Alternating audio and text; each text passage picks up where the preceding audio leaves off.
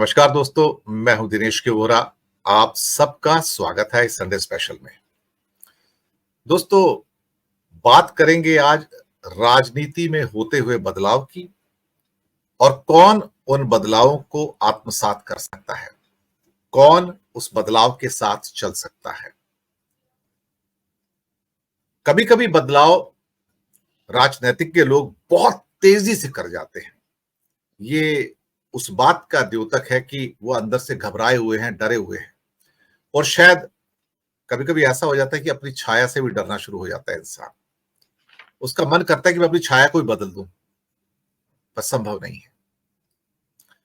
पिछले कुछ वर्षों में मोदी शाह ने आनन फानन में नए चेहरे लाए, और कुछ चेहरे तो ऐसे जो पहली बार इलेक्ट होते हैं, बिल्कुल आखिरी सीट पर बैठे होते हैं, और कोई उनको आकर कहता है कि आ जाओ, फ्रंट सीट पे आ जाओ, तुम्हें लीड करना है। तो वो आदमी भौचक्का रह जाता है। मैं अभी तो इलेक्ट होके आया हूं, मुझे तो ये भी उम्मीद नहीं थी कि मैं इलेक्ट भी होऊंगा, और आज मुझे आप मुख्यमंत्री बना रहे हैं।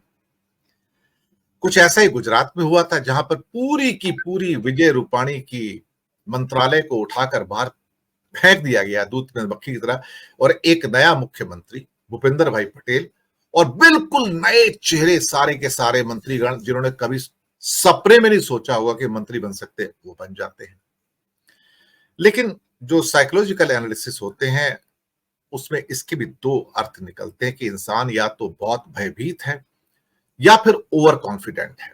अब पता नहीं इसमें मोदी जी किस कैटेगरी में आते हैं, लेकिन हां, एक बात हम कह सकते हैं, जब तक इंसान जीत रहा है तब तक उसके पासे सही पड़ते हैं शतरंज की बिसात पर, और उसे लगता है कि मैं जो भी पासा फेंकूंगा वो मेरे हिसाब से आएगा। पर ये वक्त वक्त की बात है। क्या ये पासे लोकसभा के चुनाव में भी सही पड़ेंगे? जिस हिसाब से उन्होंने एक एक करके स्वच्छ भारत मिशन को पहले भारतीय जनता पार्टी में लागू किया है, येडुरप्पा, ईश्वरप्पा, जगदीश शेट्टार, देवेंद्र फडणवीस के पर काट दिए, गडकरी के पर काट दिए, राजनाथ के पर काट दिए, मामा जी को उनका स्थान दिखा दिया कि भैया तुम जितना उड़ने की कोशिश मत करो, तुम्हारे पर भी काट दिए जाएंगे। वसुंधरा, जिनको कहते थे कि महारानी पलट देगी पूरा का पूरा साम्राज्य, आज महारानी खुद पलटी पड़ी है। रमन सिंह, कहां से उठाकर कहां फेंका, स्पीकर बना दिया। ये सब जो हैं, या तो एक बहुत ही तेज तर्रार लीडरशिप कर सकती है, या एक बहुत डरी हुई लीडरशिप कर सकती है। इसका फैसला वक्त करेगा। लेकिन हमारा इतिहास से जो एक सबक मिलता है वो ये है कि शायद जो डर है अंदर का कि किसी व्यक्ति का भी कद ऊंचा हो जाए, तो उसके कद को छोटा कर दो। मुझे लगता है कि अब आखिर में 3 व्यक्ति और बचे हैं इस स्वच्छ भारत मिशन में मोदी जी के लिए। मैं नाम बता देता हूं। पहला नाम उसमें आएगा बहुत शीघ्र आपके सामने, हिमंता बिस्वा शर्मा का। उनका कद थोड़ा बड़ा हो रहा है, तो मोदी शाह उनका कद छोटा कर देंगे। उसके बाद एक सबसे महत्वपूर्ण व्यक्ति जिनका कद छोटा होगा और कुछ महीनों में, जिसका नाम है योगी आदित्यनाथ।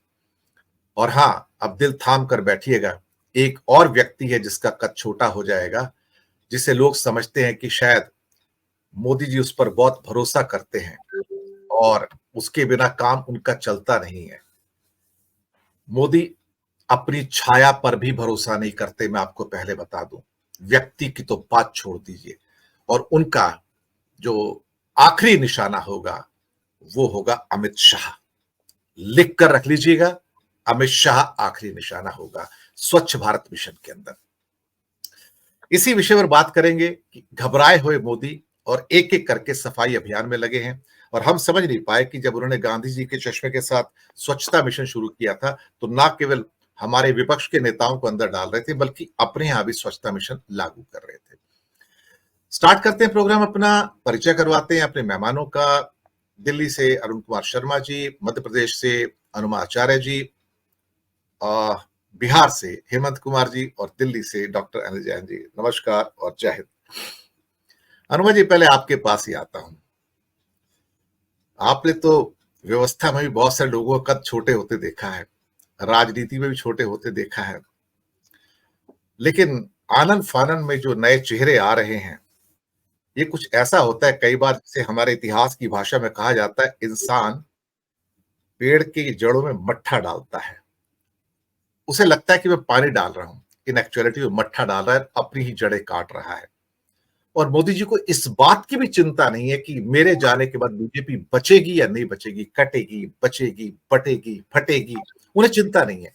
उन्हें सिर्फ इस बात की चिंता है, उस आखिरी दिन तक जब तक मैं हूं, मैं, मोदी की गारंटी है, मैं रहूंगा। अरमा जी।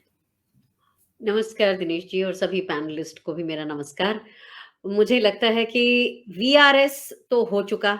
वसुंधरा, रमन सिंह और शिवराज वीआरएस को वीआरएस देने की उन्होंने ऑलरेडी कर चुके हैं। और आपने जो कहा कि या तो ये किसी ओवर कॉन्फिडेंस के कारण होता है या किसी डर के कारण होता है, एक तीसरा भी तो ऑप्शन है, ये किसी डिसऑर्डर के कारण भी हो सकता है, ये किसी मानसिक बीमारी के कारण भी हो सकता है। क्योंकि इंसान जब इतना डरा हुआ होता है कि कोई ना कोई उसे हटा देगा, तो वो उन सब कारकों के ऊपर काम करने लग जाता है। और उसी तरह से जैसे शिवराज सिंह चौहान का मुख्यमंत्रित्व काल जो था, वो प्रधानमंत्री नरेंद्र मोदी के मुख्यमंत्रित्व काल के लोहा ले चुका था और उससे आगे बढ़ रहा था, तो उनको सरका दिया। और शिवराज सिंह जी तो पहले भी ये गलती कर चुके हैं। जब उन्होंने नरेंद्र मोदी जी का नाम सामने आया था तो उन्होंने कहा था कि तो यही एक क्राइटेरिया है, तो फिर हाँ, मैं भी उसमें एक दावेदार बनता हूँ। तो एक तो वो गलती कर ही चुके थे। वसुंधरा राजे सिंधिया जी के अमित शाह से जो ठनकी हुई है वो सबको मालूम है।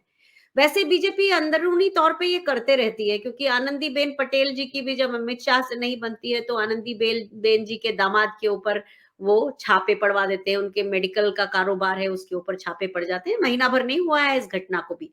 तो ये अंदरूनी तौर पर नरेंद्र मोदी जी जिन लोगों से डरते हैं और वो कभी नहीं चाहते, जो आप कह रहे हैं कि कोई चेहरा बने, योगी आदित्यनाथ से आए दिन उनका ये सुनने में आता रहता है कि योगी आदित्यनाथ का भी कद जो है वो काफी बढ़ा हुआ है। और इलेक्शन के पहले भी, जो उत्तर प्रदेश के इलेक्शन के पहले ये काफी लोगों के सामने आया था, जब योगी आदित्यनाथ फिर बाद में यहाँ दिल्ली मिलने आए थे। तो एक ये जो काल है लोकतंत्र के लिहाज से बहुत डराता है। डराता इसलिए है कि जनता अपना ही अच्छा ना समझ के दूसरे के जीत के उन्माद में खुद खुश रहती है। जैसे कहते हैं बेगानी शादी में अब्दुल्ला दीवाना। तो उस तरह से तो अधिकांश हम जनता को देखते हैं, खास तौर पे मध्यम वर्ग को, जो ये सोचने लगा है हमारा प्रारब्ध ही है यही, हम इसी तरह से, हमें कोई सरकार ठीक नहीं हमारी जिंदगी कर सकती, यही हमारा प्रारब्ध है। ये एक तरफ जनता के साथ हुआ है। दूसरी तरफ जैसे आपने कुछ नाम लिए अलग अलग मुख्यमंत्रियों के, मोहन यादव, मध्य प्रदेश के हम लोग भी उनको कभी एक आध बार उनका नाम सुना होगा किसी जमीन हड़पने के मामले में उज्जैन के आसपास, उसके अलावा उनका नाम कोई खास सुना नहीं गया था। एक और उनका नाम चर्चा में आया था जब उन्होंने अपने भाई भतीजे 25 लोग जो परिवार के थे उनको जब असिस्टेंट प्रोफेसर बना दिया था बिना किसी एग्जाम के दिए। तो इन सब चीजों में मोहन यादव का नाम सुना था, लेकिन उस व्यक्ति को अचानक मुख्यमंत्री बना दिया जाएगा जिसे असल प्रशासन का अनुभव नहीं है, जो लोगों के बीच में वैसे नहीं रहा। बीजेपी की लहर में ये सब लोग मुख्यमंत्री, ये सब लोग जीतते गए।